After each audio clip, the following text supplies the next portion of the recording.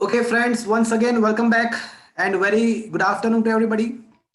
I hope you all are safe. Your family member, your relative, your parents, your friends all are safe.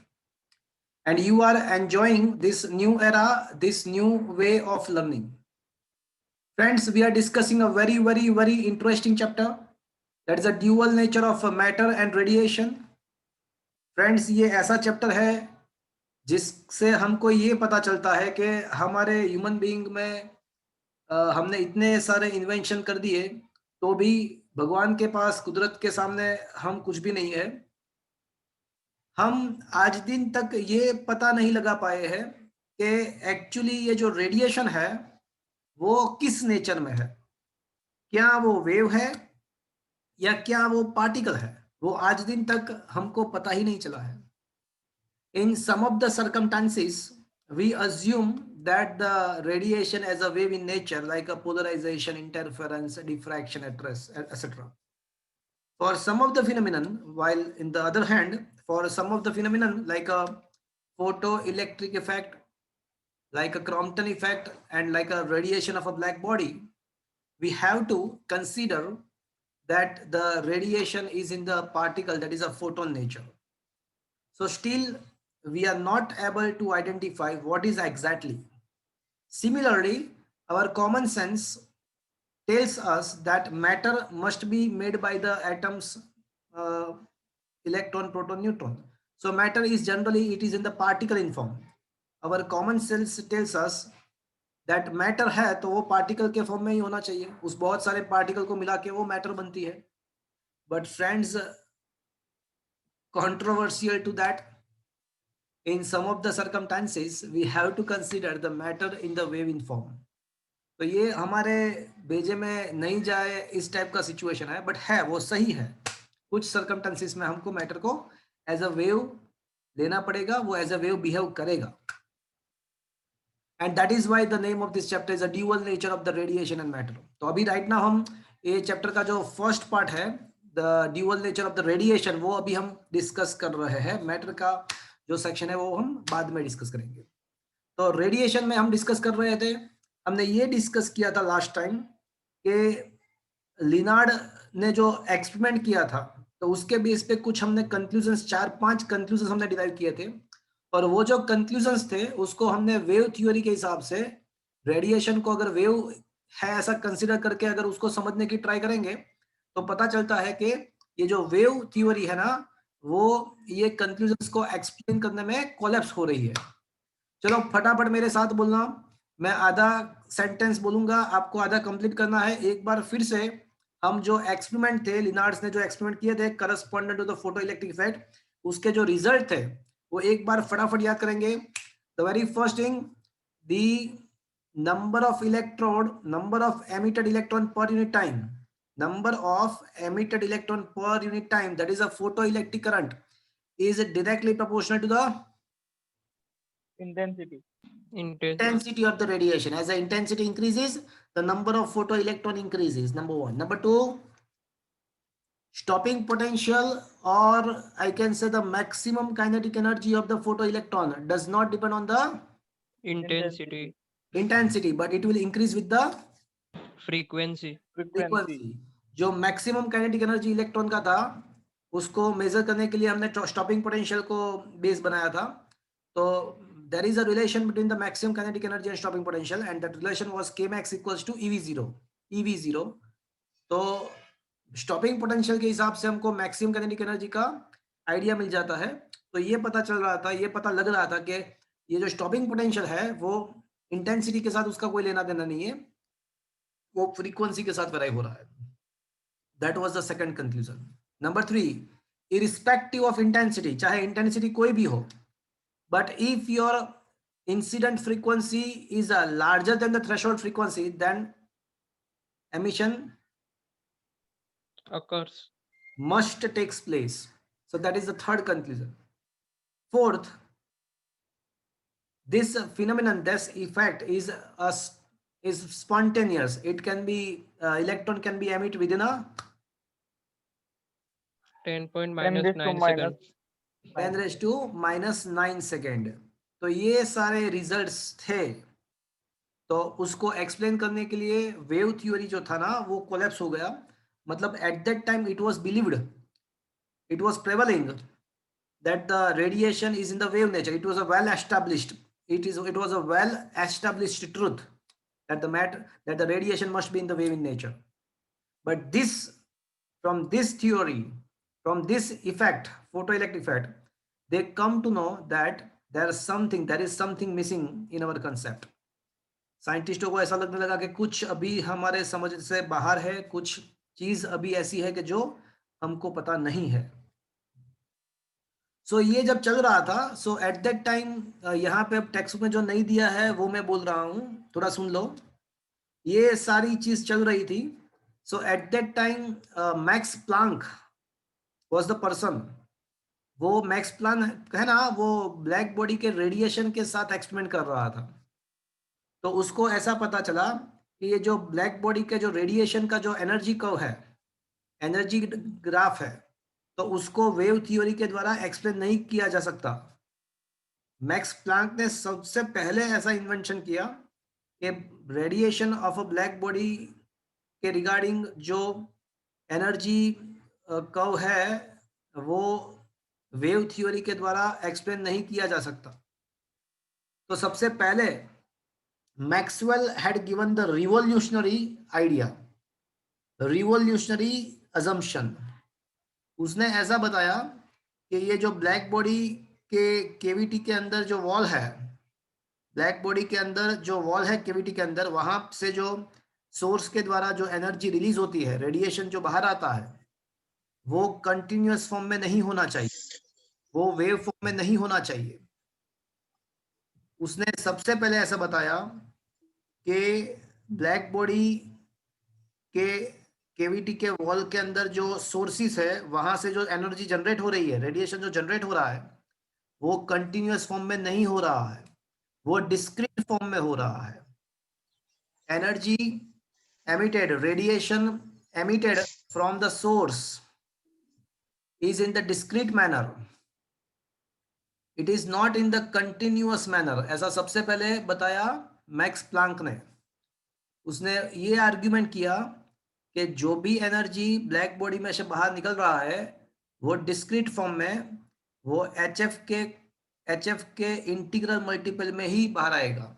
मतलब ऐसा मान लो कि ये black body है, तो उसमें से हम जैसे मशीन गन में से कैसे फायरिंग करते हैं, डाड़ डाड़ डाड़ डाड़ डाड़ डाड़, मशीन गन में से जैसे मशीन गन में से जैसे ये बुलेट बाहर निकलते ना, एक बुलेट, दो बुलेट, तीन बुलेट, डाड़ डाड़ डाड़ डाड़ डाड़ डाड़ डाड़, मतलब इसी हिसाब से ये एमिशन होगा. एक एच एफ एनर्जी का क्वांटा बाहर आएगा, उसके बाद दूसरा एच एफ एनर्जी का क्वांटा बाहर आएगा. मतलब मैंने बताया ना, वो डिस्क्रीट फॉर्म में, जैसे बंदूक में से कैसे गोलियां छूटती है, ऐसे ही धाड़ था ठा ठा ठा ठा ठा, ऐसे ये क्वांटा बाहर निकलेंगे. और उसने उसका नाम भी दे दिया मैक्स प्लांक ने कि ये जो क्वांटा है ना एनर्जी का, उसको हम बोलेंगे फोटोन. और एक फोटोन का भी हम कह सकते हैं कि एनर्जी कितना होगा, एच एफ. तो आप एच म्यू भी लिख सकते हो. टेक्स्ट बुक के अंदर फ्रीक्वेंसी के लिए म्यू सिंबल यूज किया है, मैं उसको सिंपल बनाने के लिए एफ यूज करूंगा. बिकॉज क्या होगा कि ये म्यू है ना, कुछ वेलोसिटी जैसा दिख जाएगा. तो to make avoid the confusion I am using always F in place of mu. चलेगा? Yes sir. तो ये एनर्जी का जो क्वांटाइजेशन है, फोटोन का जो कंसेप्ट है, वो सबसे पहले किसने बताया? Max Planck. मैक्सवेल नहीं भाई, मैक्सवेल अलग है, मैक्स प्लांक अलग है भैया. मैक्सवेल जो है ना, उसने इलेक्ट्रोमैग्नेटिक वेव्स के एग्जिस्टेंस का पता किया था थियोरेटिकली.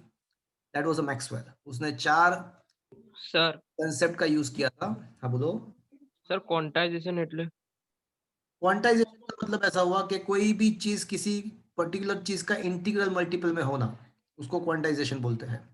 जैसे यूनिवर्स में जितने भी चार्ज है, यूनिवर्स में जितने भी चार्ज हमको मिल सकते हैं, वो जितने भी चार्ज है वो ऑलवेज इलेक्ट्रॉन के चार्ज के इंटीग्रल मल्टीपल में है. तो इसको चार्ज का क्वांटाइजेशन बोल सकते हैं. Chapter number 1.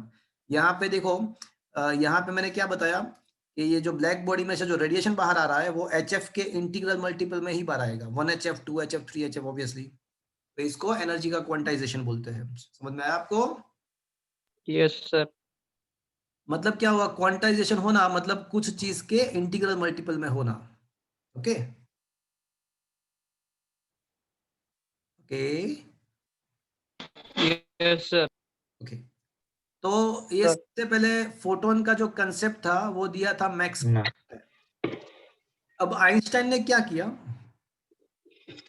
ये अभी आगे बढ़ रही है, आप थोड़ा सुन लेना। आइंस्टाइन ने क्या किया, उसने ऐसा बोला कि not only the emission but also the absorption of the radiation is in the particle form. उसने बताया कि ओनली एमिशन नहीं बट एब्जॉर्प्शन भी, ये जो रेडिएशन है ना उसका एब्जॉर्प्शन भी के हिसाब से पार्टिकल के फॉर्म में हो रहा है, ऐसा मान के चलो। तो एक्चुअली कंसेप्ट दे रहा था कि किसने बता दिया था कंसेप्ट फोटोन का, मैक्स प्लैंक ने तो आइंस्टाइन से पहले ये बता दिया था। उसने बताया था कि भाई रेडिएशन, ब्लैक बॉडी में से जो सर रेडिएशन, वॉइस प्रॉपर नहीं आ रही सर, बीच में कुछ लेग साइड। डिस्टरबेंस आ रहे हैं। अरे किसी का माइक चालू है, अमन्स। Now it is clear now. Yes sir.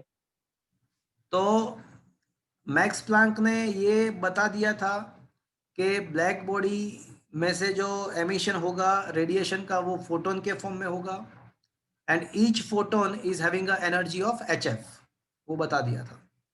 अब आइंस्टाइन ने क्या किया, उससे एक स्टेप वो आइंस्टाइन आगे बढ़ा, उसने जस्ट ऐसा बताया कि ओनली एमिशन नहीं बट एब्जॉर्प्शन भी फोटोन के हिसाब से हो सकता है।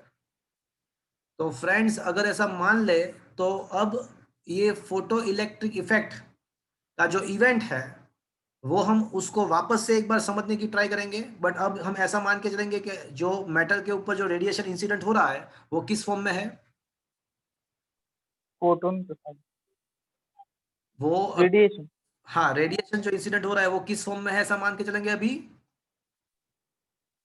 फोटोन के साथ। पार्टिकल। फोटोन के पार्टिकल फॉर्म में है, फोटोन के फॉर्म में है ऐसा मान के अब हम चलेंगे। तो ये जो आइंस्टाइन्स एक्सप्लेनेशन है वो अभी हमारा स्टार्ट हो गया। तो अब हम ऐसा मान लेते हैं कि हमारा जो मेटल है, जो फोटो सेंसिटिव सरफेस है जिसके ऊपर हमने रेडिएशन इंसिडेंट कराया हुआ है, तो वो मेटल के ऊपर जो रेडिएशन इंसिडेंट हो रहा है वो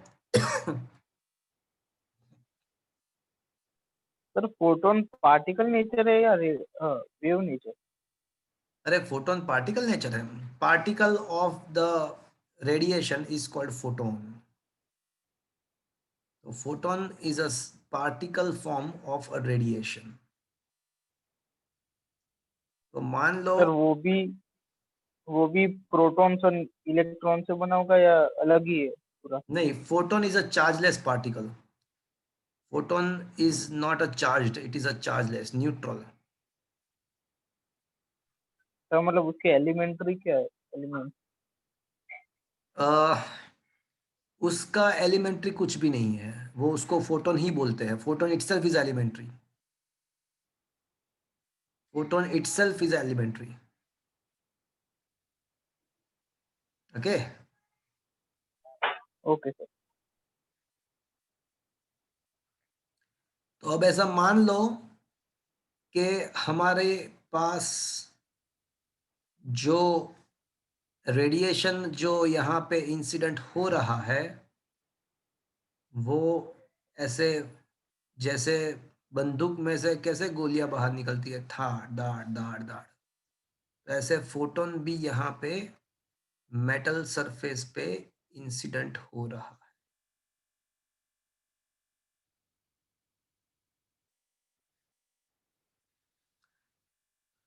and each photon is having energy of how much, हर एक HF। HF है।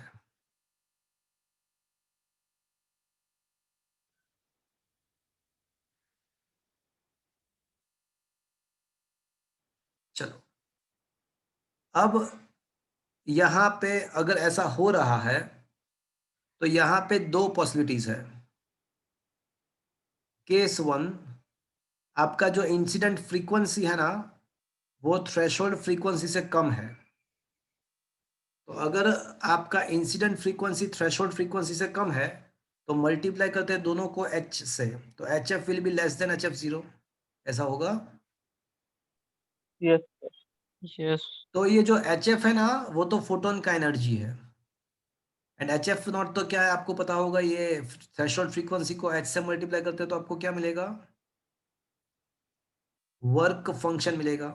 तो अभी ये जो फोटोन का एनर्जी है ना वो वर्क फंक्शन से कम है। तो फ्रेंड्स यहाँ पे हमने ऐसा मान लिया है, मेरी बात ध्यान से सुनना, हमने ऐसा मान लिया है कि हमारा जो रेडिएशन है ना वो इंसिडेंट हो रहा है एज ए पार्टिकल फॉर्म में, फोटोन फॉर्म में। तो वो जब इंसिडेंट होगा तो वो क्या करेगा, कोई यहाँ पे मेटल के अंदर फ्री इलेक्ट्रॉन्स होते हैं, bounded by the metal but free from the atom. तो ये फोटोन जो है ना वो क्या करेगा, वो इलेक्ट्रॉन के साथ इंटरेक्शन करेगा। अब एक फोटोन जो है ना वो एक ही इलेक्ट्रॉन के साथ इंटरेक्शन कर सकता है, ये वेव नहीं है, ये पार्टिकल है। तो जब आप कोई पार्टिकल को छोड़ते हो ऐसे, मतलब उसको बॉम्बार्ड करते हो, तो जिसके साथ वो कोलाइड होगा उसी के साथ वो इंटरेक्शन करेगा।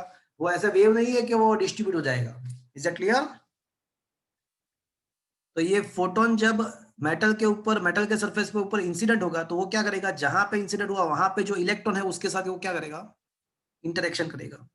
तो दो चीज हो सकती है, या तो वो उसके पास जितनी भी एनर्जी है फोटोन के पास वो पूरा एनर्जी इलेक्ट्रॉन को दे देगा, या फिर वो कुछ भी नहीं देगा, वो वापस चला जाएगा रिफ्लेक्ट होके, वो रिफ्लेक्ट होके वापस चला जाएगा। तो यहाँ पे दो पॉसिबिलिटीज है, यहाँ पे जो फोटोन का जो एनर्जी है ना वो वर्क फंक्शन से कम है। तो अब ये जो इलेक्ट्रॉन है ना उसको जितना चाहिए उससे उसको उसको कम मिला, तो इलेक्ट्रॉन क्या करेगा, उसको बिल्कुल नहीं लेगा, वो फोटोन को वापस रिफ्लेक्ट कर देगा। तो यहाँ पे क्या होगा कि फोटोन कुछ लॉस नहीं करेगा और वो रिफ्लेक्ट हो जाएगा।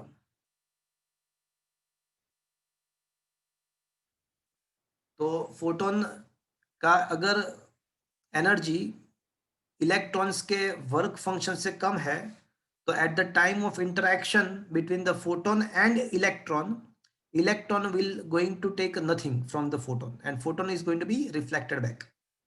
But case number 2, अगर हमारा इंसिडेंट फ्रीक्वेंसी थ्रेशोल्ड फ्रीक्वेंसी से ज्यादा है तो ये HF का वैल्यू भी HF0 से ज्यादा रहेगा। तो इसका मतलब कि अगर ये फ्रीक्वेंसी, अगर ये एनर्जी, तो फिर अब क्या होगा कि threshold frequency into the H जो है ना वो तो आपका वर्क फंक्शन है।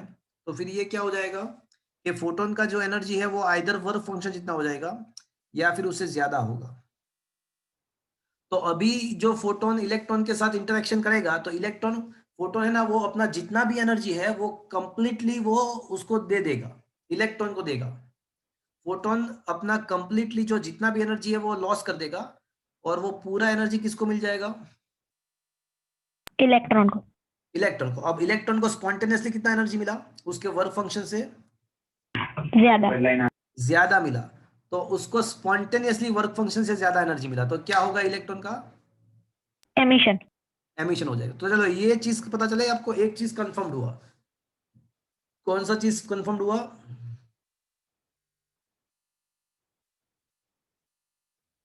ये स्पॉन्टेनियस एमिशन क्यों हो रहा है वो क्लियर हो गया। Is it clear friends?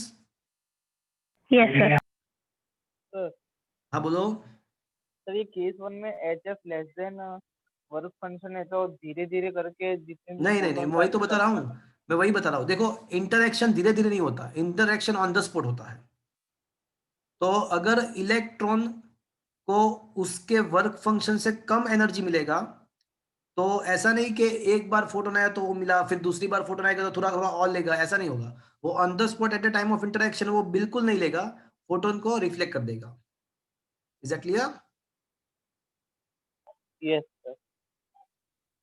तो अब अगर हमारा इंसिडेंट फ्रीक्वेंसी थ्रेशोल्ड फ्रीक्वेंसी से ज्यादा है तो डेफिनेटली फोटोन का जो इंसिडेंट फोटोन का एनर्जी वर्क फंक्शन से ज्यादा हो जाएगा, and on the spot electron को at a time of interaction with photon, on the spot electron को उसके वर्क फंक्शन से ज्यादा एनर्जी मिल जाएगा, तो इलेक्ट्रॉन का जो एमिशन है ना वो स्पॉन्टेनियसली बाहर निकल जाएगा, वो बाहर निकल के आएगा, स्पॉन्टेनियस उसका एमिशन हो जाएगा।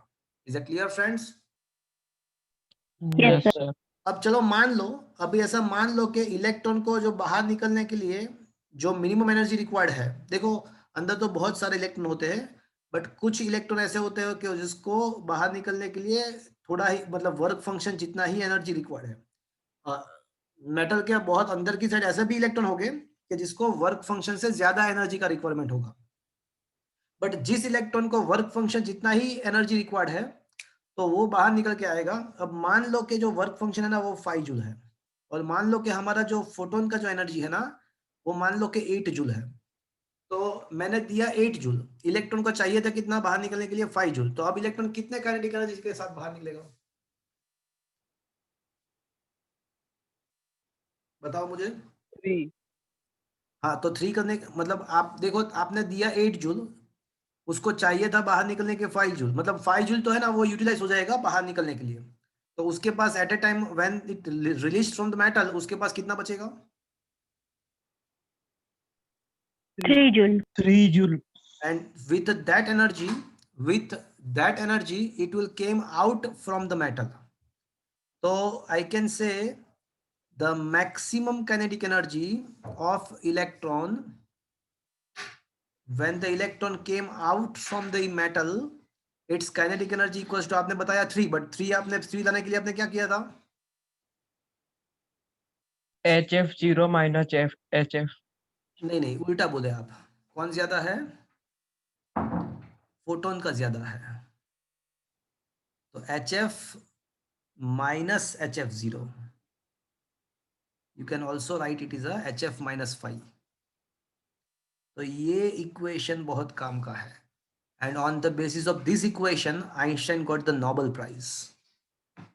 तो the maximum kinetic energy of emitted electron,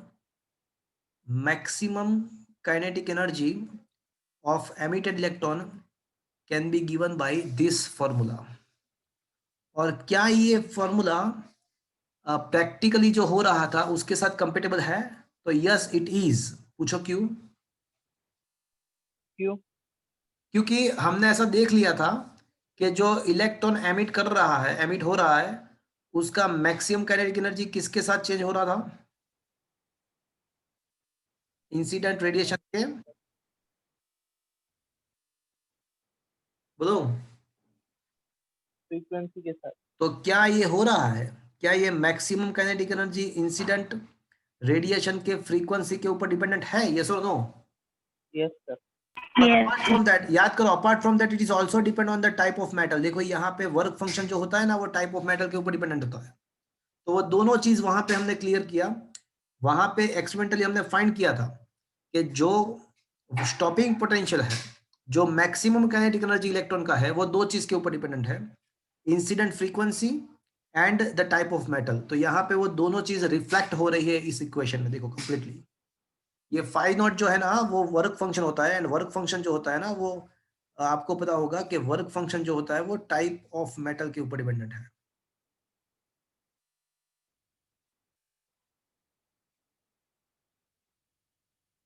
क्या ये चीज होगा फ्रेंड्स, आपको समझ में आया? Yes sir.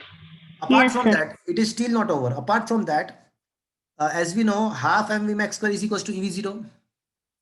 Half mv max square is equals to ev0. Am I right, friends? हाँ तो बोल दो। यस। तो half mv max square equals to ev0, तो ev0 is equals to hf minus hf0। तो v0 is equals to h by ef minus h by ef0, ऐसा होगा। Yes. आपको ऐसा पूछे कि v0 वर्सेस फ्रीक्वेंसी का ग्राफ कैसा मिलेगा? So it is like a y is directly. equals to, हाँ it is like a y is equals to mx plus c, where c is equals to minus something, but it is completely clear that the graph of v0 versus f must be, अरे बोलो, must be, directly proportional. अरे Straight line.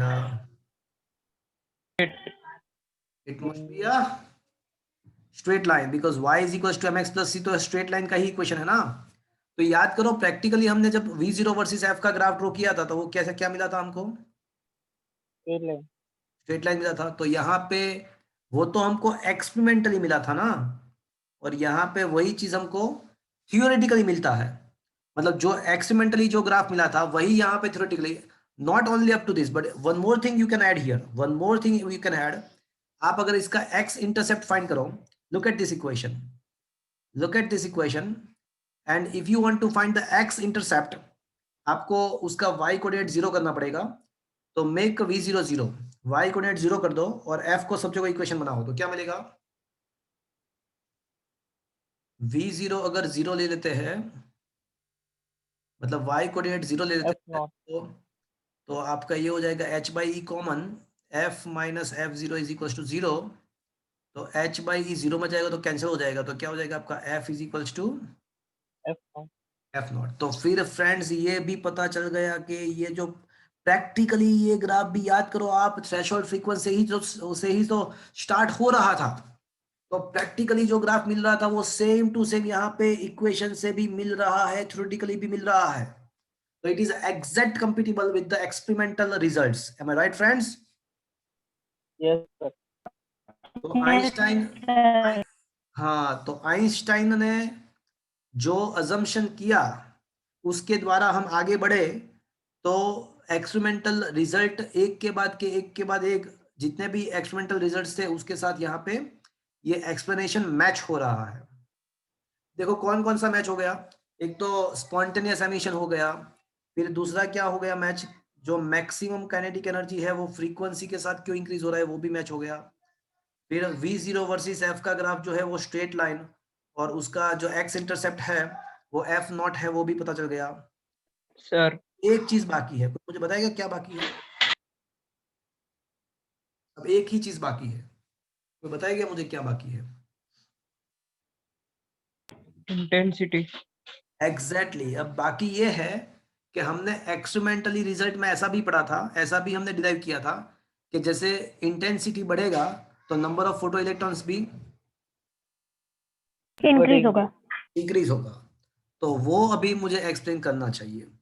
तो अब तो पहले इसके पहले तो ये इंटेंसिटी बढ़ने के द्वारा नंबर ऑफ फोटो इलेक्ट्रॉन भी बढ़ना चाहिए, वो एक्सपेरिमेंटल रिजल्ट था, उसको अभी मैं प्रूव कर रहा हूं। बट उसके पहले मुझे ये बताओ कि इंटेंसिटी का डेफिनेशन क्या है? What is the definition of intensity? A square proportional to A square. क्या बोल रहे हो, फिर से बोलो। I proportional to A square. I proportional to a square जो है ना, वो तो वेव थ्योरी के हिसाब से है। Intensity proportional to amplitude square, तो एम्पलीट्यूड तो वेव का होता है ना, तो वो तो करस्पॉन्डेंट टू वेव थ्योरी है। But what was the basic definition of the intensity? So the basic definition of the intensity is a energy per unit area per unit time. Am I right friends? Yes, sir. Sir okay, हाँ बोलो। Sir ये y is equal to mx c plus c वाला graph मुझे समझ नहीं पड़ी। नहीं उसमें सर यहाँ पे माइनस की साइन है ना, वहाँ पर प्लस के साइन वो। हाँ, एक्चुअल में क्या है कि y is equals to m x plus और माइनस सी, ये दोनों जो ग्राफ होते हैं ना वो स्ट्रेट लाइन के ही होते हैं, वो मैथ्स वाले बच्चे पढ़ते हैं। और फिजिक्स में 11th स्टैंडर्ड के अंदर 3-4 बार इसका भी मेंशन यस किया हुआ। सर ये पता है, पर मुझे ये खबर नहीं पड़ी माइनस, इधर माइनस साइन। अरे ये प्लस भी हो सकता है माइनस भी हो सकता है, ये जो सी वाला जो पोर्शन है ना उसमें कोई साइन का प्रॉब्लम नहीं है, एम एक्स प्लस और माइनस सी हो सकता है, दोनों हो सकता है। तो ये आपका हो गया v0 जो हो गया ना, देखो समथिंग वर्सेस समथिंग, तो पहला जो समथिंग होता है वो y होता है और दूसरा जो समथिंग होता है ना वो x होता है। तो v0 को रिप्लेस करो y के द्वारा एंड f को रिप्लेस करो x के द्वारा, तो आपका क्या हो जाएगा? तो आपका हो जाएगा h बाई आपका स्लोप हो जाएगा m हो जाएगा, और ये आपका c हो जाएगा। तो it is exactly like a mx plus mx minus c। Okay, okay sir. Is it understood now? Yes yes. Actual में ये तो बहुत ही बेसिक मैथ्स का पार्ट है और 11th में 3-4 बार इसका डिस्कशन हो चुका है। ठीक? तो फ्रेंड्स मैं ये बता रहा था कि इंटेंसिटी का जो है ना वो फोर्थ पॉइंट वो हमको समझना है। तो पहले मैंने मैं ये बता रहा था कि भाई इंटेंसिटी का डेफिनेशन क्या है। तो भाई इंटेंसिटी का जो डेफिनेशन है वो ये है कि energy per unit area per unit time. Okay, is it known to you? Yes sir. Yes, sir और sir. अब मान लो, अब मेरी बात 5 मिनट सुन लो, उसके बाद क्वेश्चन करना। अब मान लो कि ये जो रेडिएशन इंसिडेंट हो रहा है, in that radiation n number of photons is incident per unit area per unit time। मान लो कि नंबर ऑफ फोटॉन्स जो इंसिडेंट हो रहा है पर unit area per unit time वो n है। तो एक फोटोन का एनर्जी hf है, तो n फोटॉन्स का एनर्जी कितना होगा? NHF. NHF। nhf। तो ये जो एनर्जी है, ये जो नंबर ऑफ फोटॉन्स है, वो मैंने कैसा मान के चला हूं मैं कि n is the number of photons incident पर unit area per unit time. तो फिर ये nhf जी भी जो एनर्जी होगी वो कैसी एनर्जी होगी? इंटेंसिटी। हाँ, वो एनर्जी हो जाएगा per unit area per unit time. But according to definition energy per unit area per unit time तो इंटेंसिटी होती है। तो now I can say, this NHF is should be equals to intensity. अब देखो NHF is equals to intensity. चलो अब ये formula आपको समझ में आ गया, where small n is the number of photons per unit time per unit area. चलो ये पता चला आपको। Yes, sir. Yes sir. अब मान लो कि मैंने इंटेंसिटी को बढ़ाया है, keeping the frequency constant. Frequency तो वही का वही है, बट मैं अगर इंटेंसिटी बढ़ा रहा हूं तो फिर कंपल्सरी क्या बढ़ना चाहिएगा? N। Number N. Of photon बढ़ेंगे, नंबर ऑफ इंसिडेंट फोटोन बढ़ेंगे। यस और नो? यस और नो? यस।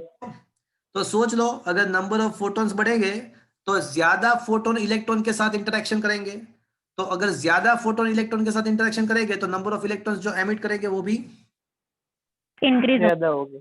इंक्रीज हो गया। तो ये चीज अब क्लियरली आइडेंटिफाई हो गया कि अगर हम इंटेंसिटी बढ़ाते हैं तो नंबर ऑफ फोटो इलेक्ट्रॉन्स, उसका एमिशन भी, number of photo electrons is also get increases. चलो ये चीज क्लियर हो गया भैया। Yes, sir. यस तो सर। मतलब क्या हुआ कि फोटो इलेक्ट्रिक इफेक्ट के जितने भी हमने एक्सपेरिमेंटल रिजल्ट डिराइव किए थे, वो सारे के सारे रिजल्ट ये आइंस्टाइन के एक्सप्लेनेशन से क्लियर हो रहे हैं with the graph as well. Is it understood friends? yes sir। Yes, sir. तो ये जो एक्सप्लेनेशन आइंस्टाइन ने दिया था तो उसको नोबेल प्राइज मिला था। मैंने भी आपको ये एक्सप्लेनेशन दिया, बट आइंस्टाइन को तो नोबेल प्राइज मिला था। अब देखते हैं हमको क्या मिलता है। Is that clear? Yes sir. yes sir। चलो अब पूछना है तो पूछो। चलो पूछना है किसी को कुछ? Yes sir. हाँ बोलो। पूछना है सर।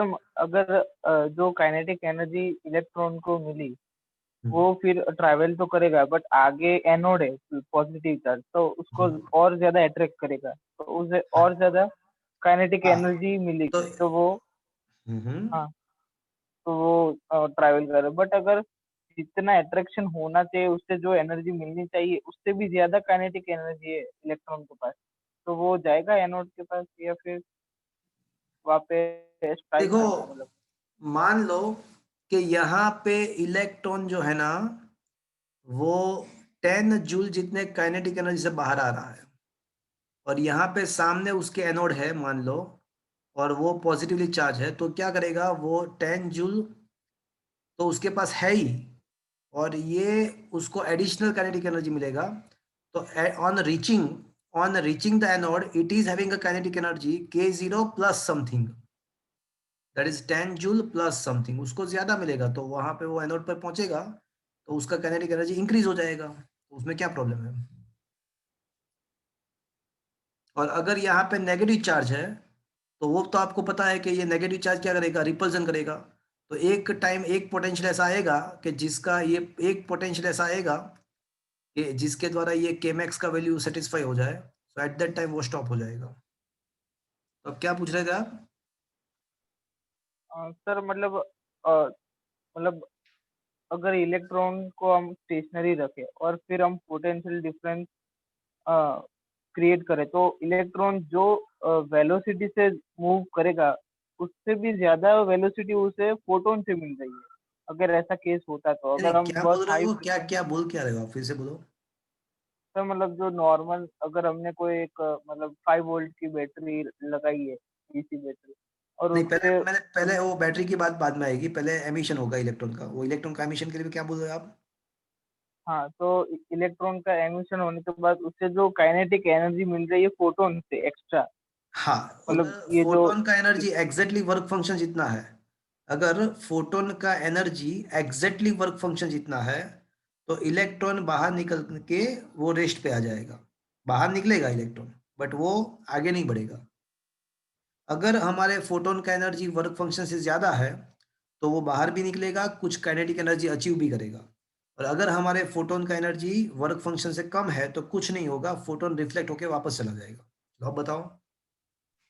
हाँ, तो सर अगर वो जो एक्सपेरिमेंट था उसमें हमने बैटरी भी कनेक्टेड रखी थी, तो हाँ, रखा। अगर एग्जैक्टली मतलब वर्क फंक्शन जितनी फ्रीक्वेंसी के साथ हम एमिशन करवाते हैं, हाँ, तो तो जो इलेक्ट्रॉन बाहर काइनेटिक, निकलेगा, तो वो बाहर निकल के रेस्ट पे आ जाएगा। बाहर निकल के बाद उसका वेलोसिटी जीरो होगा फिर। फिर उसे वो पोटेंशियल डिफरेंस खींचेगा नहीं एनोड। हाँ, तो खींचेगा ना, बट वो तो बाद में खींचेगा ना, तो जैसे टाइम हाँ बढ़ेगा। मतलब, हाँ बोलो। हाँ मतलब वही मैं कह रहा हूँ कि वो जो खींचेगा उससे जो उसकी काइनेटिक एनर्जी मिल रही है इलेक्ट्रॉन हम्म को, हम्म हम्म पर हम्म। उससे उससे भी ज्यादा ऑलरेडी उसको मिल चुकी है फोटोन से। अरे कैसे मिलेगी फोटोन सर से। अगर हम बहुत हाई तो फ्रीक्वेंसी से एमिशन करवाते तो, क्या बोल रहे हो। सर अगर हम बहुत हाई फ्रीक्वेंसी के साथ तो कोई पहले आप रेडिएशन ऐसे बोल रहे हो कि वो जीरो वेलोसिटी से बाहर निकल रहा है, फिर ऐसे बोल रहे हो कि हाई फ्रीक्वेंसी। आप बोलना क्या चाहते हो, मतलब एक दोनों दो कैसे साथ बोल रहे हो आप। मैं एक ही चीज बोलना चाह रहा था, बट आप, मैं समझा नहीं सकता कि मैं क्या पूछना चाहता हूँ। अच्छा, मैं आपको बता दूं आप क्या पूछना चाहते हो। आप ऐसा पूछना चाहते हो कि मान लो कि ये आपका मेटल है, फोटोन का मान लो कि एनर्जी जो है ना, वो मान लो कि फोटोन का एनर्जी 50 जूल है, हाई एनर्जेटिक फोटोन है। और मान लो कि ये फोटोन इंसिडेंट हो रहा है और यहाँ पे वर्क फंक्शन 10 जूल है, तो इलेक्ट्रॉन जो बाहर निकलेगा वो 40 जूल काइनेटिक एनर्जी के साथ बाहर निकलेगा। अपार्ट फ्रॉम दैट, यहाँ पे इतना ज्यादा पोटेंशियल है, इतना ज्यादा हाई पोटेंशियल है कि वो इसको खींच रहा है। और मान लो कि वो पोटेंशियल डिफरेंस के द्वारा उसको मिल रहा है 100 जूल एनर्जी। तो जब वो फोटोन, वो इलेक्ट्रॉन यहाँ पे पहुंचेगा, तो उसके पास हो जाएगा 140 जूल, और कोई प्रॉब्लम नहीं है, उसको ज्यादा मिलेगा वो 40 जूल। हाँ, तो सर मेरा क्वेश्चन ये था कि वो जो आपने 100 जूल का लिखा है, हम्म। अगर वो 40 से कम होता तो मान लो कि वो 140 नहीं है, वो मान लो कि 30 है, तो यहाँ पे उसका 70 जूल हो जाएगा, कोई दिक्कत नहीं है, तो क्या प्रॉब्लम है। तो वो तो मुझे लगा मतलब वो तो इतना, एडिशनल एनर्जी ही है, वो तो एडिशनल एनर्जी है। इलेक्ट्रॉन जितने एनर्जी के साथ बाहर निकलना था वो निकल गया, उसके बाद उसको एडिशनली मिल रहा है। और वो कितना होता है वो भी मैं आपको बता दूं। चलो उसका फॉर्मूला भी मैं आपको बता दूं। अगर ये डिस्टेंस डी है, तो this energy is exactly equal to q e d. Q e d, where e is the electric field, और उसको क्यू भी बोल सकते हैं। तो फाइनली आपका ऑन रीचिंग देखो, के जीरो जो है ना, वो एनर्जी किसका होगा, जब इलेक्ट्रॉन का एमिशन होगा तब, वो एमिटेड इलेक्ट्रॉन का एनर्जी है।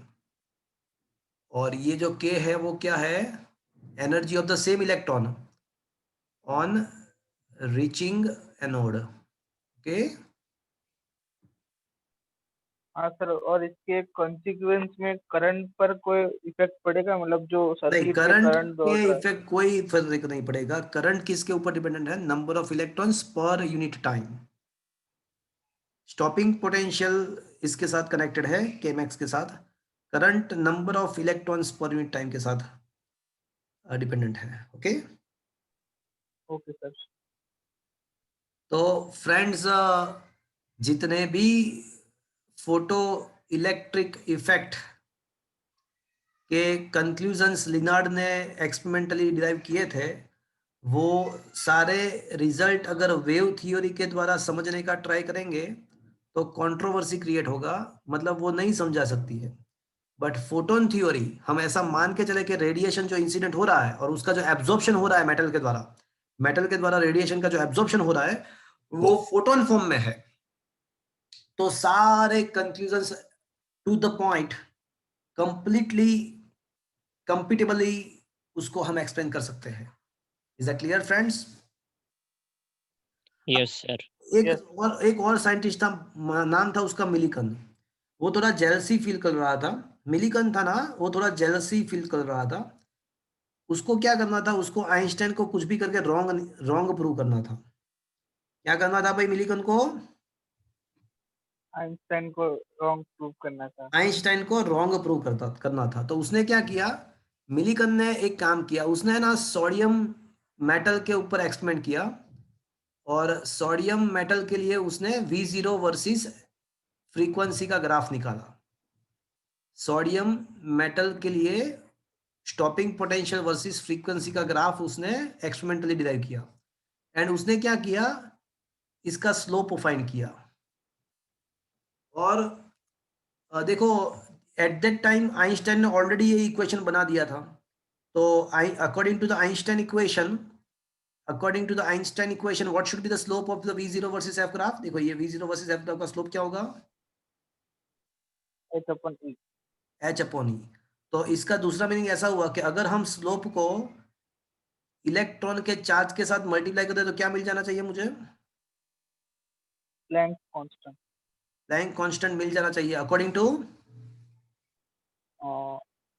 फॉर्मूला। अकॉर्डिंग टू किसका formula? Einstein formula. Einstein's formula.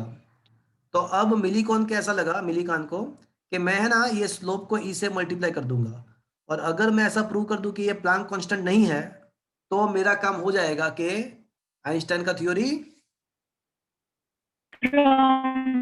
Wrong prove हो जाएगा।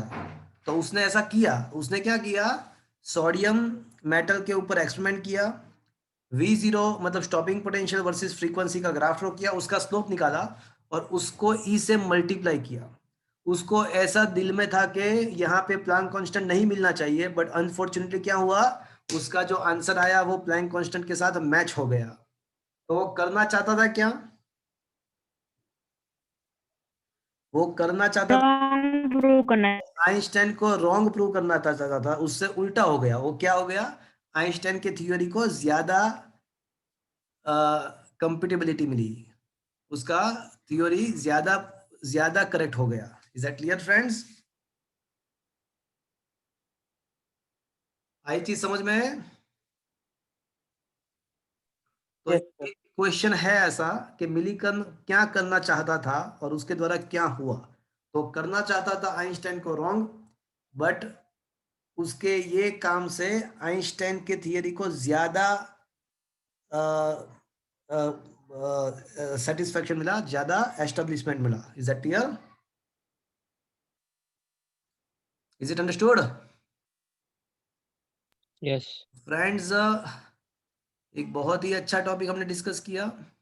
हमने डिस्कस कर लिया question number 18, right the Einstein's explanation of the photoelectric effect and derive the Einstein equations. तो ये एक 18th क्वेश्चन डिस्कस हो गया। और उसके बाद ये भी discuss why photo electric current is proportional to the intensity. तो ये चीज मैंने अलग से नहीं बताई थी, वो साथ में मैंने दिखा दिया था। वो फोर्थ कंक्लूजन, फोर्थ नंबर वाला पॉइंट, इंटेंसिटी के साथ कैसा रिलेशन है। तो ये अलग से यहाँ पे एज ए 2 मार्क्स दिखाया हुआ है कि why intensity, why photo electric current is proportional to intensity explain by the Einstein theory, according to explain this according to Einstein theory. तो आइंस्टाइन की थ्योरी के द्वारा ये भी प्रूव हो गया। एंड फिर ये क्वेश्चन 20 क्वेश्चन मैंने अभी आपको डिस्कस किया।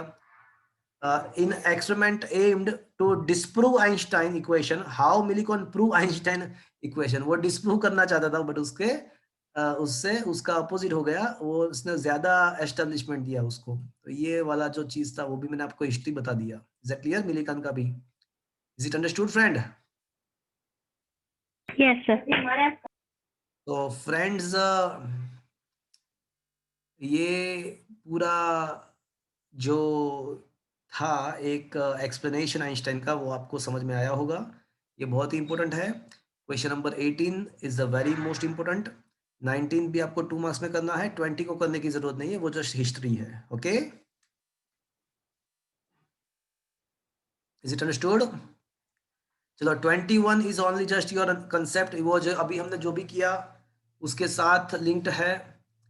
Can quantum of light be associated with the particle? क्या हम ये अभी आपका जो क्वेश्चन था तनिष्क, कि क्या ये वाकई में पार्टिकल है फोटोन, क्या हम उसको पार्टिकल कह सकते हैं? तो उसका यहाँ पे प्रूफ दिया हुआ है।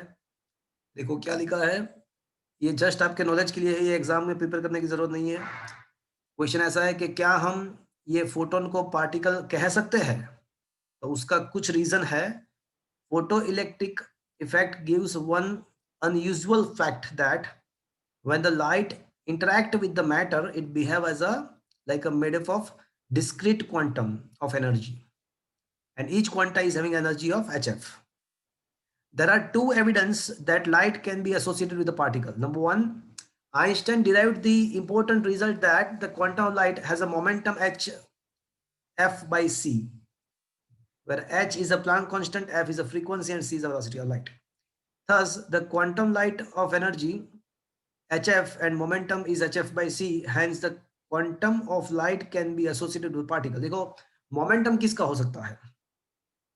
तो मोमेंटम जो है ना, स्पेसिफिक मोमेंटम पार्टिकल का हो सकता है। तो यहाँ पे फोटोन का यहाँ पे हम मोमेंटम निकाल सकते हैं। तो इसका मतलब ऐसा हुआ कि फोटोन को हम पार्टिकल कंसीडर कर सकते हैं, because photon is having some specific momentum. दूसरा evidence, another evidence to associate the light as a quantum with a particle was given by scientist Crompton. तो क्रॉम्पटन ने भी ये प्रूव करके दिया था, उसने क्रॉम्पटन इफेक्ट डिराइव किया था। तो उसने क्रॉम्पटन इफेक्ट में एक्सरे का स्कैटरिंग किया था बाय द इलेक्ट्रॉन। तो इलेक्ट्रॉन के द्वारा एक्सरे का स्कैटरिंग किया था, तो उसमें भी ये क्रॉम्पटन इफेक्ट बहुत डिटेल में नहीं है, बट हमको ये एक्सेप्ट कर लेना पड़ेगा कि उसमें भी उसने ऐसा बता दिया था कि भाई ये स्कैटरिंग जो होता है एक्सरे का इलेक्ट्रॉन के द्वारा, उसमें भी ये जो एक्सरेज है वो photon as a particle behave कर रहे हैं। तो ये दो प्रूफ है जिसके द्वारा हमको ऐसा मान लेना पड़ेगा ये जो फोटोन है that must be a particle. Is that clear friends? Einstein को भी नोबेल प्राइज, Yes. मिलीकन को भी नोबेल प्राइज मिला था। मिलीकन को वैसे क्यों नोबेल प्राइज मिला था पता है आपको? कोई बताएगा मुझे मिलीकन को क्यों नोबेल प्राइज मिला था? उसने एक बहुत ही बढ़िया काम किया था। उसने सब, ऑयल ड्रॉप एक्सपेरिमेंट। हाँ, उसने सबसे पहले ये बताया था कि कोई भी चार्ज है यूनिवर्स में, उसका जो वैल्यू होता है ना, वो एक elementary charge, that is the charge of electron, उसके इंटीग्रल मल्टीपल में ही होता है। That is a quantisation of the charge. So याद करो first chapter that the quantisation of the charge was given by Millikan. याद है आपको?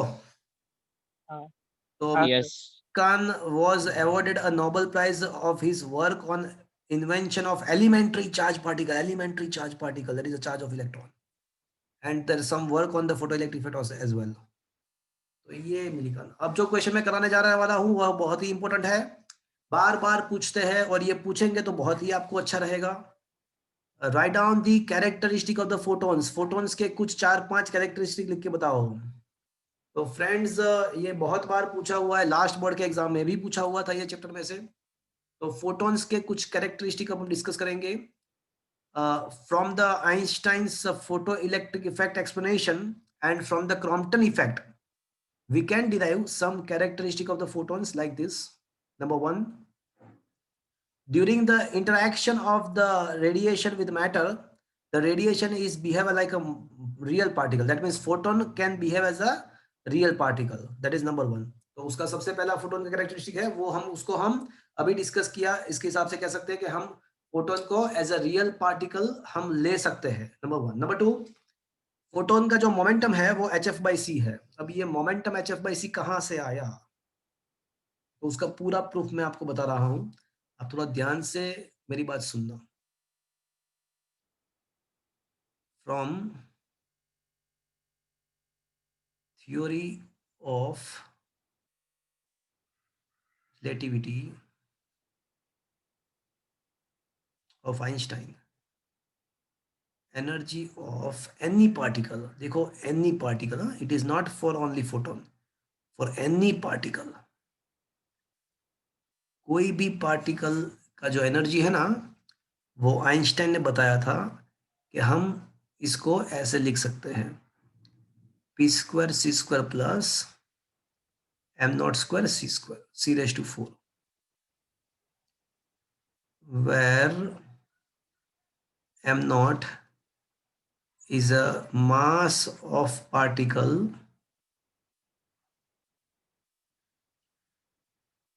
at rest.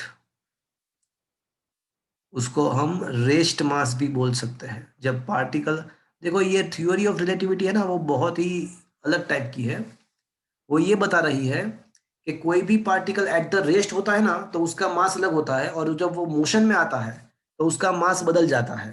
जैसे हमारे माइंड में ये ना घुसे ऐसी चीज है कि मास तो भाई मास होता है, चाहे मैं जैसे स्टेशनरी खड़ा हूँ या चाहे मैं मोशन में हूँ, मेरा अगर मास 70 kg है तो वो 70 kg ही रहेगा। बट थियोरी ऑफ रिलेटिविटी ऐसा बता रहा है कि भाई मास ऐसा नहीं है। मास तो जो है ना, वो मोशन के ऊपर डिपेंडेंट है, वो आपके वेलोसिटी के ऊपर डिपेंडेंट है। रेस्ट स्टेट में आपका मास अलग होता है, मोशनल स्टेट में आपका मास अलग होता है, और ये वाकई में ऐसा है। और हमको ये भी पता है कि आइंस्टाइन ने ये भी बताया था कि अगर कोई ऑब्जेक्ट का मास m है तो उसके साथ associated energy I can say mc²। Am I right friends? Yes sir. अभी जो मैं आपको बता रहा हूँ ना, वो प्रूफ आपके टेक्स्ट में नहीं दिया है भैया, बहुत ही इंपॉर्टेंट है ये। तो इज इक्वल टू mc², तो ये हो जाएगा आपका p² c²। सर वो कुछ m rest upon 1 minus v²/c² the whole root वैसा कुछ था ना? हाँ वैसा कुछ था ना, तो वो जो कुछ था उसको हम आज प्रूव करेंगे। अब ये जो p² है, p², तो क्या मैं ये p² को m² v² लिखूं तो चलेगा? Yes sir. v² था? टू mv अच्छा हाँ सॉरी सर। चलेगा? Yes sir. अब दोनों साइड स्क्वायर कर दो, तो ये आपका हो जाएगा m² c⁴, तो m² v² c² plus m0² c⁴। अब ये c² को कैंसिल कर दो, तो बचेगा m² c² is equals to m² v² plus m0² c²। तो ये हो जाएगा आपका m² into c² minus v² is equals to m0² c²। तो ये जो m² है ना, उसको सब जगह इक्वेशन बना दो, तो m² c² m0² c² upon c² minus v²। अब एक काम करो, ये न्यूमरेटर एंड डिनोमिनेटर दोनों को है ना c² से डिवाइड कर दो। न्यूमरेटर एंड डिनोमिनेटर को c² से डिवाइड कर दो, तो c²/c² 1 हो जाएगा, और बाद में हो जाएगा v² minus v²/c²। Is that clear friends? Yes और ये जो है ना, ये आपका रिलेशन हुआ जो कहीं पे शायद आपने ये देखा होगा। Am I right friends? Sir 11th में वो उसमें देखा था, हाँ, सेकेंड चैप्टर। सेकंड चैप्टर में। तो ये जो चीज है वो बहुत ही इंपॉर्टेंट है। देखो ये क्या बता रहा है आपको कि रेस्ट मास जो होता है ना, वो फिक्स्ड होता है आपका, वो फिक्स्ड होता है। और जब आपका वेलोसिटी चेंज होता है तो आपका जो मोशनल स्टेट में जो मास होता है ना, वो भी चेंज होगा। तो ये जो m है ना, वो mass in the motional state, and m0 is the mass in the rest state. तो ये इक्वेशन उन दोनों के बीच का रिलेशन आपको बता रहा है। अब ये जो है ना, वो कोई भी पार्टिकल के लिए है, ये जो मैंने बताया ना आपको, फॉर एनी पार्टिकल। अब हम पर्टिकुलरली किसकी बात करेंगे? चलो ये जो इक्वेशन था वो किसी भी पार्टिकल के लिए वैलिड है, तो अब हम है ना पर्टिकुलरली फोटोन की बात करेंगे। चलो मैं ये इक्वेशन नंबर 1 से ऐसा कह सकता हूँ कि m0 is equals to m into इन root 1 minus v²/c²। Can I say this? Yes sir. अब फोटोन का वेलोसिटी कितना होता है, तो बताएगा मुझे? Light. Velocity of light for the photon, the velocity speed of photon is equals to speed of light, because photon वैसे light का तो यही पार्टिकल है। तो यहाँ पे v² के बदले c² लिखोगे आप तो क्या होगा भैया? 0। तो याद रखना भैया, हमेशा याद रखना कि अगर आपको कोई ऐसा पूछे कि रेस्ट मास ऑफ फोटोन क्या है, तो आपको क्या लिखना है भैया? तो इसका मतलब वो पार्टिकल नेचर है ही नहीं ना। अरे रेस्ट मास उसका, आप मतलब इसका दूसरा मीनिंग ऐसा हुआ, आप जो बोल रहे हो ऐसा कंक्लूजन नहीं होगा, उसका दूसरा कंक्लूजन रहेगा, ऐसा होगा कि हम फोटोन को कभी रेस्ट पे ला ही नहीं सकते, इसका कंक्लूजन ऐसा हुआ। पार्टिकल नेचर नहीं है ऐसा इसका मतलब नहीं है, इसका मतलब ऐसा है कि हम फोटोन को एट रेस्ट कंडीशन में ला ही नहीं सकते। उसका रेस्ट मास 0 हुआ, उसका मतलब ऐसा नहीं कि वो पार्टिकल नहीं है, मतलब ऐसा हुआ कि हम उसको रेस्ट कंडीशन में ला नहीं सकते। Is that clear? Okay sir, और हम उसका मास मेजर कर भी नहीं सकते ना। हाँ, उसका मास तो हमें बताऊंगा क्या है, उसका मास तो मेजर करेंगे, बट उसका रेस्ट मास 0 हो जाएगा। उसका मास क्या है वो मैं अभी आपको बता रहा हूँ, बट रेस्ट मास 0 हो गया। तो यहाँ पे इक्वेशन नंबर 1 जो है ना, इक्वेशन नंबर 1, ये इक्वेशन नंबर ए, तो उसमें आप एक काम करो, ये एम नॉट 0 कर दो, तो आपका ई इज इक्वल टू क्या हो जाएगा? तो फोटोन का जो रेस्ट मास है वो 0 है, तो यहाँ पे 0 कर दो, तो आपका एनर्जी इक्वल टू क्या हो जाएगा? इसी हो जाएगा। तो फिर मोमेंटम इज इक्वल टू क्या हो जाएगा आपका? M G. मोमेंटम क्या हो जाएगा? ई बाई सी हो जाएगा, आगे ना। Yes yes sir. और फोटोन का एनर्जी कितना है? एच। तो अब जाके हाँ। हो गया। Is that clear? Yes, sir. तो ये सेकंड जो कैरेक्टरिस्टिक थी फोटोन की, वो प्रूव करने के लिए मैंने पूरा आपको एक्सप्लेनेशन दिया, ये आपके टेक्स्ट बुक में नहीं है, तो ये पूरा प्रूव करके दिया। Is that clear friends? Yes. चलो third characteristic, the velocity of the photon is equal to the velocity of light in vacuum है, तो बराबर ही है। In vacuum the speed of photon is exactly equal to the speed of light, वो तो सीधी सी बात है, बिकॉज फोटोन आफ्टर ऑल तो क्या है, बोले रेडिएशन का ही तो पार्टिकल है ना। चलो that is the third conclusion, third characteristic. Fourth one, if the lambda is a wavelength of a radiation and f is the frequency, then energy equals to of the photon can be given by hf is equals to hc by lambda, and momentum can be given by hf by c, that is h by lambda, because f by c by f is equals to c equals to f lambda, नीचे hf by ये जो formula है ना वो आपका hf by c है, तो c के बदले आप h lambda लिख सकते हो, तो ff cancel, c is equals to f lambda, ff cancel, तो फोटोन का जो मोमेंटम है ना वो आप h बाई लेमडा भी लिख सकते हो। Is it clear? तो एनर्जी फोटोन का hf है, मोमेंटम वो जो है ना वो hf बाई c भी है, या आप h बाई लेमडा भी लिख सकते हो। Is that clear? Yes. According to the photon theory, if n number of photons are incident on unit area in a unit time, then intensity can be given by nhf, वो अभी हमने discuss किया है, right friends? ये आपको पता ही है। If n photons are incident per unit time per unit area, then energy is equals to nhf per unit time per unit area, so that means the intensity, वो हमको पता है। Am I right friends? Yes, sir. Sixth one, photon is a electrically neutral, मैंने starting में ही बता दिया था कि फोटोन है ना वो न्यूट्रल है, वो कोई चार्ज्ड पार्टिकल नहीं है, वो it can not be deflect by the electric और मैग्नेटिक फील्ड, वो न्यूट्रल है इसलिए। Is that clear? Yes Yes, sir, एक डाउट है। sir. हाँ बोलो। सर, तो हम अगर लाइट को हम कैसे डिफाइन करें कि वो ऑसिलेटिंग इलेक्ट्रिक और मैग्नेटिक फील्ड से बनी है या फोटोन से बनी है। अरे भैया आज मैंने लेक्चर कहाँ से स्टार्ट किया था, आप घूम फिर के वहीं पे आ गए। तो फ्रेंड्स वही तो मैं बता रहा अच्छा, मतलब हूँ, आंसर नहीं है। वही तो ह्यूमन बीइंग का लिमिटेशन है, और वही तो भगवान की लीला है, कुदरत की करामत है, कि हम जो है ना इतने सारे इन्वेंशन हो गए, बहुत सारे हम आगे बढ़ गए हैं टेक्नोलॉजी में, फिर भी बहुत सारी चीज ऐसे है कि जो हमारे आसपास हो तो रही है, बट उसका रीजन हमको पता नहीं चल रहा है। हमको मतलब ये रेडिएशन किस फॉर्म में है, वो oscillating electric magnetic field, that is a wave, whether it is in the wave form और whether it is in the particle form, वो आज दिन तक पता नहीं चला है भैया। वही से तो हमारा ये लेक्चर का स्टार्टिंग हुआ था, और इसीलिए तो हम उसको ड्यूअल नेचर बोलते हैं। अगर हमको पहले से पता है तो उसको ड्यूअल नेचर क्यों बोलेंगे भैया? ओके। यस। तो फ्रेंड्स अब कोई भी अगर आपको ऐसा क्वेश्चन पूछे कि भाई ये जो रेडिएशन है वो किस फॉर्म में है, तो आपको उसको सामने एक क्वेश्चन पूछना है कि पहले मुर्गी आई या पहले अंडा आया, उसका तो इसका आंसर मिल जाएगा। Okay, yes sir. चलो, तो क्या लिखा है, during the photon particle collision the total energy, मतलब फोटोन जो है ना वो एनर्जी कंजर्वेशन, मोमेंटम कंजर्वेशन, सारे जो जितने पार्टिकल्स जितने भी लॉस को फॉलो कर रहा है ना, वो सारे लॉस को यहाँ पे फॉलो करेगा।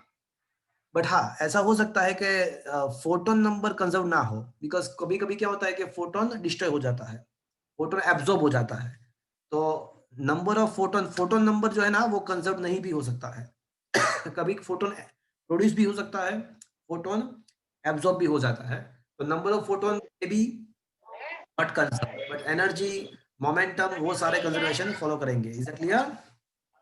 मास of photon is equal to hf by c।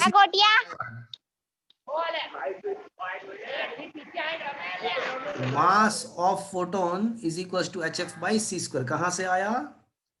तो friends, energy of photon is equal to hf, but energy is also equal to mc square for any particle. तो अगर आप फोटोन को पार्टिकल कंसीडर करते हो तो mc square is equal to hf, तो m हो जाएगा आपका। तो फ्रेंड्स, अगर आपको कोई ऐसा पूछे कि फोटोन का मास क्या है तो आपको ये लिखना है, बट फोटोन का रेस्ट मास क्या है तो क्या लिखना है आपको? 0। 0। Zero. Is it clear friends? Yes आया बात समझ में? Yes sir. तो फ्रेंड्स, सर और ये जो इक्वेशन, बोलो सर बोलो बोलो। सर वो जो आपने अभी इक्वेशन लिखी ना, m equal to hf upon c square, हाँ, तो उसमें लेफ्ट साइड m मास दिया है और राइट साइड फ्रीक्वेंसी दिया है, मतलब इससे भी प्रूव हो सकते हैं कि डुअल नेचर। क्या बोल रहे हो, फिर से बोलो बोलो अब। ये m इक्वल टू, ये फोटोन के लिए m equal to hf upon c square जो था इक्वेशन, हाँ उसमें f भी है और मास भी है, तो वैसे कह सकते हैं ना कि वो डुअल नेचर है हाँ, तो इसी, फोटोन। हाँ वो वैसे मतलब ये क्या है कि ड्यूअल नेचर है, तो इसमें क्या आएगा, फ्रीक्वेंसी भी आएगा और मास भी आएगा, दोनों आएगा। ओके, यस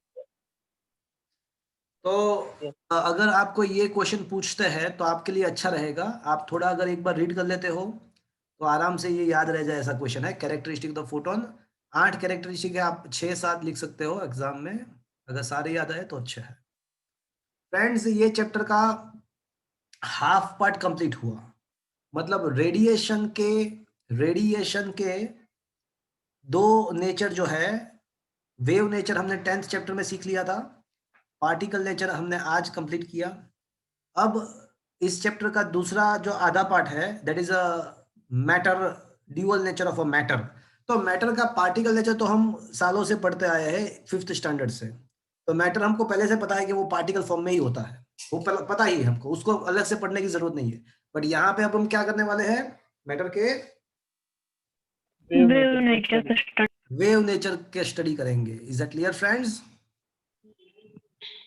तो अब जो यस टॉपिक सर। बाकी बचा इस चैप्टर का वो क्या है, wave nature of the matter, वो चीज अभी बाकी बची। Is that clear friends? Yes तो उसका जो पूरा डिस्कशन है वो हम नेक्स्ट टू नेक्स्ट लेक्चर में करेंगे। नेक्स्ट लेक्चर जो है ना वो बहुत ही इंपॉर्टेंट है। I will complete all the numericals. कल के लेक्चर में मैं ये चैप्टर के जितने भी न्यूमेरिकल्स है वो कंप्लीट करने वाला हूं, तो कोई भी लेक्चर, कल का लेक्चर कोई मिस ना करे, वो जरूरी है।